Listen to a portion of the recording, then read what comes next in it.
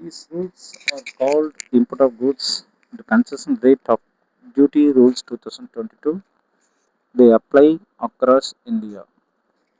First இது என்னன்னு பார்க்கலாம். அதாவது customs input of goods concession rate of duty for specified end use. இது எதுக்கு அப்படின்னு பார்க்கணும்.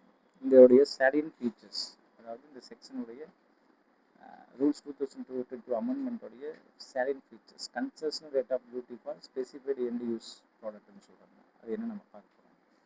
இந்த விதிகள் குறைந்த சுங்க வரி விகிதத்தில் இறக்குமதி வரிகள் என்று அழைக்கப்படுகின்றன. இந்தியா முழுவதும் பொருந்துகின்றன. அதாவது இப்போ கம்பெனி வந்து இம்போர்ட் பண்ணுறது மிஷினரியை லோயர் டியூட்டி அப்படின்னா இந்த ரூல்ஸ் அப்ளை ஆகுதுன்றாங்க. அதில் என்ன அப்படின்னு பார்த்தீங்கன்னா, these rules apply when importer wants to use goods for manufacturing, output services or specific end use under concession duty notification. ஒரு இறக்குமதியாளர் குறைந்த சுங்கவரி சலுகை பெற உற்பத்தி பொருட்களை உற்பத்தியில் குறிப்பிட்ட பயன்பாட்டுக்கு பயன்படுத்தலாம் இந்த விதிகள் பொருந்தும்னு சொன்னாங்க. ஃபார் எக்ஸாம்பிள், ஏபிசி லிமிடெட் வந்து இம்போர்ட் பண்ணுது ரா மெட்டீரியல் 5% டியூட்டி. ஆக்சுவலாக அதுக்கு வந்து 10% டியூட்டி. ஆனால் இவங்க என்ன செய்கிறாங்க, இந்த 5%ன்ற கான்செப்டில் வராங்க. அப்போ இதுதான் வந்து கன்செஷன் சொல்கிறாங்க. அந்த பாடமே அதுதான். அப்போ நம்ம கன்செஷனில் வரோமா, புரியுதுங்களா? அந்த கேள்வி கேட்கறதுக்கு நம்ம வந்தாச்சு. Concession import of goods at concession rate of duty for specified goods, ரெண்டு விஷயத்துக்கு நம்ம என்ன செஞ்சு வந்தாச்சு. நெக்ஸ்ட் வந்து இந்த ரூல்ஸ் பாருங்க. தீஸ் ரூல்ஸ் அப்ளை வேர் அப்படின்றாங்க. Importer intends to avail benefit for a notification and such benefit is dependent upon use of goods imported being covered by that notification of manufacturer. சரி, அப்போ கிளியர் ஆயிடுச்சு உங்களுக்கு எதுக்காக use பண்ண போகிறோம். சரி, definition. These rules explain important words like capital goods, job work, manufacturers, output services and specified end use அப்படின்ற ஒரு இந்த வேர்டு வந்து கண்டிப்பாக அதில் யூஸ் பண்ணுவோம். Manufactures means converting raw materials into new product. Yes. அடுத்தது டெஃபினேஷன்ஸில் எல்லாமே போயாச்சு இல்லைங்களா. அதுக்கடுத்து வந்து imported to give one time prior information அப்படின்றாங்க. வாட் இஸ் ப்ரையர் இன்ஃபர்மேஷன் தெரிஞ்சுக்கணும். Importer must give one time details on common portal before importing goods. இறக்குமதியாளர் பொருட்களை இறக்குமதி செய்வதற்கு முன் ஒரு முறை பொது போர்ட்டலில் விவரங்களை சமர்ப்பிக்க வேண்டும். அப்போ company upload factory address, type of goods, notifications, details ஆன்லைனில் நீங்கள் ப்ரொசீஜர்ஸ் பண்ணணும். Procedures to avail this benefit. சரி, என்ன நீங்கள் பண்ண அப்படின்றது, importer must mention in bill of entry execute a bond customs officers approve benefit. அப்போ XY imports steel at concession rate and use bond promising correct usage. அப்போ நீங்கள் வந்து ஸ்டீலை நான் கன்செஷன் ரேட் எடுத்துக்கிறேன் அப்படின்னு சொல்லிட்டு அதுக்கு நீங்கள் ஒரு பாண்ட் எழுதி கொடுத்துட்டா, பிணை கொடுத்தா அப்போ சுங்கவரி அலுவலர் வந்து உங்களுக்கு அனுமதி கொடுப்பாங்க இல்லையா. அதான் அவங்க சொல்கிறான். ரொம்ப சிம்பிளாக அவங்க சொல்லிட்டாங்க. ப்ரொசீஜர்ஸ் அப்போ வந்து வேறு bill of entry is clear for home concession, bond submitted by importer gets debited automatic in customers automatic system, details will be made available electronically to the jurisdictional customs officers. The deputy commissioner officers importation shall allow the benefit of the notification to the importers. Deputy commissioner or assistant commissioner என்றது ரொம்ப முக்கியமான விஷயம். அப்போ சுங்க ஓட்டுநர் யாராக இருக்கும், deputy commissioner R assistant commissioner. அதுதான் இந்த ரெண்டு வார்த்தை ரொம்ப முக்கியம். Deputy commissioner R assistant commissioner. Assistant commissioner, இவங்க ரெண்டு பேர் தான் அதுக்கு முக்கியமான ஆட்கள். அவங்க தான் அப்ரூவ் பண்ணுவாங்க. அந்த அப்ரூவ் பண்ணுறது அவங்க டைமா இதில் வாங்கி வச்சுக்கோங்க. சரி, என்னென்ன ரெக்கார்ட்ஸ் மெயின்டைன் பண்ணணும் கேட்குறேன். Maintain records. Importer must maintain proper records of quantity imported, quantity used, stock remaining, goods and for job work. அப்போ இதெல்லாம் கம்பல்சரி வேணும் அப்படின்றாங்க. Importer to maintain records. Importer should maintain quantity value, quantity date, quantity of such goods, quantity of goods and for approval, quantity of goods received after job work. அப்போ எல்லாமே quantity சம்மந்தப்பட்டது எல்லாத்தையும் நீங்கள் தெரிவிக்கணும் அப்படின்னு சொல்கிறாங்க. இறக்குமதியாளர் பதிவுகள் வைத்திருக்க வேண்டும்.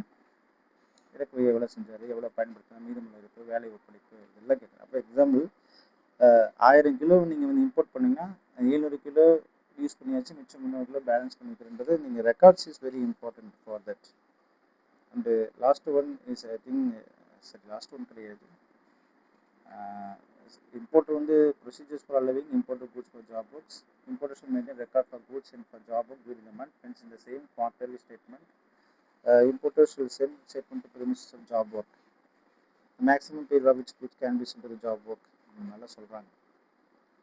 See, importer maintain records நம்ம பார்த்தாச்சு. ஜாபருக்கு நம்ம போடுறது என்னன்னு கேட்குறாங்க. அடுத்தது ஜாப் ஒர்க் அப்படிங்கிறது goods can be sent for job work must return within 1 year. நீங்கள் ஒரு பொருளை வந்து ஜாப் ஒர்க் அனுப்பினாலும் கூட அதை வித்தின் 1 இயரில் என்ன செஞ்சிடணும், திருப்பி வாங்கிக்கணும் அப்படின்னு சொல்கிறாங்க.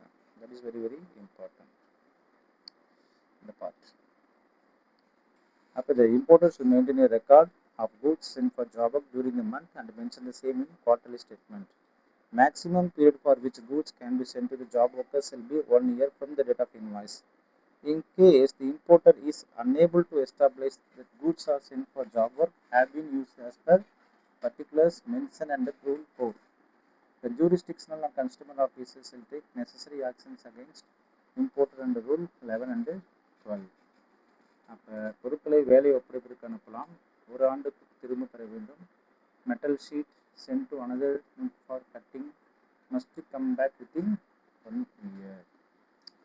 அடுத்தது procedures for allowing imported goods for unit transfer. Goods can be transferred to another unit of same company with the proper records. அதே நிறுவனத்தின் மற்ற கிளைக்கு பொருட்களை மாற்றலாம், சரியான பதிவுகள் அவசியம்.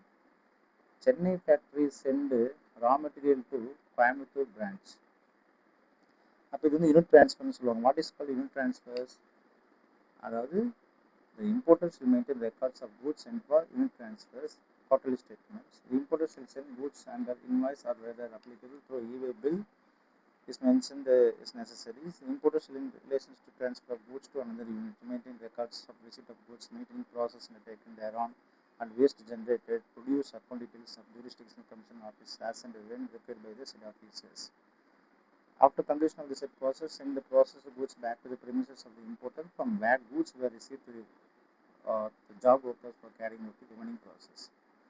அப்போ இந்த 7வது பாயிண்ட் வந்து யூனிட் டிரான்ஸ்ஃபர் அப்படின்றது ரொம்ப இம்பார்ட்டன்ட்டு. சிம்பிளாக என்ன சொல்கிறேன்னா, goods can be transferred to another unit of the same company with the proper records-ஓட இருந்தால் நீங்கள் அனுப்புங்க அப்படின்ற மாதிரி சொல்கிறாங்க. அடுத்து வந்து procedures for supplying imported goods to the end use recipient. Supply to end users. Importer can supply goods to specified end use recipient and maintain records. Importer supplies imported fertilizers to government project. இப்போ end யூசர்ஸ்னு யாராவது கடைசியாக வாங்கி use பண்ணுறவங்க end users சொல்லுவாங்க. அப்போ அவங்களோட maintain the records is compulsory. The importer who intends to clear utilized or defective goods for home consumption will have an option to warranty payment of applicable duty along with interest. The importers will have an option to clear the capital goods imported after having been used for the specific purpose. அப்போ என்ன சொல்கிறாங்க பார்த்தீங்கன்னா, the importers will have an option to clear the capital goods imported after having been used for the specific purpose and payment of duty. If any time at the time of importation along with applicable rate of interest, the depreciable value allowed in straight line method as under. If goods are unused or defective, importer can pay normal duty and clear for home consumption. பொருட்கள் பயன்படுத்தப்படாமல் இருந்தால் அல்லது கெடுபடியானால் மீண்டும் ஏற்றுமதி செய்யலாம் அல்லது முழு சுங்க வரி செலுத்தி உள்ளூர் பயன்பாட்டுக்கு வரலாம். அப்போ இது வந்து 10வது பாயிண்ட். நம்ம பார்த்துட்டு வந்து சப்ளை டு எண்ட் யூசர்ஸ்க்கு யூஸ் பண்ணலாம். அடுத்து ரீஎக்ஸ்போர்ட் தான் அடுத்தது. நீங்கள் எண்ட் யூசர்ஸ் இது வந்து reexport or clearance of unutilised defective goods. Unutilised பார்த்தீங்கன்னா goods are unused or defective, importer can re-export. திருப்பி அங்கே வரைக்கும் அனுப்பிடலாம் அல்லது pay normal duty and clear the foreign sanctions அப்படின்னு சொல்கிறாங்க. அடுத்து வந்து ரெக்கவரி அப்படின்னு சொல்கிறாங்க. recovery. நல்ல கவனிங்க. In the event of any failure on the part of importer, comply with the conditions mentioned in rule, where the payment deferred, rule 10 is not paid or short paid, the commissioner, as the case may be, assistant commissioner of customs have jurisdictions over that part. என்ன செய்வாங்க அப்படின்னு பார்த்தீங்கன்னா, தாராளமாக என்ன செஞ்சுருவாங்க, initiate recovery ப்ரொசீடிங்ஸை start பண்ணுவாங்க. அவங்க அதை if importer violates the rules, customs officers can recover duty plus interest and penalty may be imposed. நீங்கள் விதிகளை மீறினால் உங்கள் மேலே சுங்க வரி துறை அதிகாரிகள் என்ன செய்வாங்க, ரெக்கவர் பண்ண டேக்ஸ் போடுவாங்க.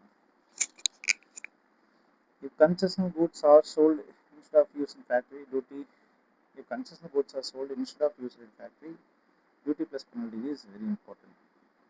நீங்கள் கம்ப்ளைண்ட்ஸில் சொல்லப்பட்ட விஷயத்தை விட நீங்கள் மாற்றி செஞ்சீங்கன்னா கண்டிப்பாக உங்கள் மேலே என்ன செஞ்சுருவாங்க, டெபுட்டி கமிஷனர் ஆஃப் கஸ்டம்ஸ் அல்லது assistant commissioner of jurisdictions over the premises where imported goods shall be put to use for manufacture of goods, especially end users, returning the services taken place in charge of connects with the goods and places. And then what is the penalty அப்படின்னு கேட்குறாங்க. What is mean by penalty? Penalty sections is very important. The importer or job worker who contravenes any of the provisions of these rules or abets such contraventions shall be liable to specified penalty without prejudice to any other actions which may be taken under the act, rules or regulations made thereunder, or under any other law for the time being in force. So this is very very important. Rule 11 and 12. So திருப்பி ஒரு தடவை நம்ம பார்த்துக்கலாம் என்னென்ன சொல்ல வந்துக்கிறாங்கன்னு சொல்லிட்டு. First எடுத்தோன்னே இது வந்து கன்செஷனல் ரேட்டுன்னு சொல்கிறாங்க. என்னங்க, this is concessional rate, low rate. அதுக்கு அப்ளிகேஷன் வந்து ஒரு இறக்குமதியில் குறைந்த சுங்க வரி செலவை பிறகு உற்பத்தி அல்லது குறிப்பிட்ட பயன்பாட்டுக்கு போனது இந்த விதிகள் பொருந்துன்னு சொல்கிறாங்க. அடுத்து வந்து பார்த்திங்கன்னா டெஃபனிஷன் என்னென்ன capital goods, job work, manufacture, output service, specified end users இதெல்லாம் வருங்க. அடுத்து நாலாவது வந்து one time prior informations. Importer must give one time prior information common portal before importing கூட்ஸ்னு சொல்கிறாங்க. ப்ரொசீஜர் டு அவைல் பெனிஃபிட் அப்படின்னு பார்த்தீங்கன்னா, importer mention in bill of entry executed bond customs offices கண்டிப்பாக அதை அப்ரூவ் பண்ணணும், அப்போ அது கிடைக்கும். மெயின்டைன் ரெக்கார்ட்ஸ், குவான்டிட்டி இம்போர்ட் பண்ணுறவங்க, குவான்டிட்டி யூஸ் பண்ணுறது, ஸ்டாக் ரிமைனிங் எவ்வளோ இருக்குது, cost goods send for job இருக்குது அப்படின்னு இதெல்லாம் நீங்கள் மெயின்டைன் பண்ணி ரெக்கார்ட் வச்சுருக்கணும். கூட்ஸ் சென்ட் ஃபார் ஜாப் இருக்குது அப்படின்னா வித்தின் 1 இயரில் நீங்கள் திருப்பி வாங்கிடணும் அப்படின்றது ரொம்ப முக்கியம். Unit transmission, goods can be transferred to any another unit of the same company with proper records. Supply to end users, நீங்கள் சப்ளை பண்ணலாம், பட் அதுக்கு நீங்கள் ரெக்கார்ட் கம்பல்சரி வச்சுருக்கணும். Re-export or clearance of unused defective goods. If goods are unused or defective, importer can re-export or pay normal duty and clear for home consumptions. What is the penalty and recovery proceedings? So importer violates the rules, customs officers can recover the duty plus interest and penalty may be imposed. Penalty is sections நீங்கள் எங்கெல்லாம் contribution ஆகிட்டீங்களோ அங்கே வந்து proper officers penalty போடுறதுக்கு வாய்ப்புகள் உண்டு.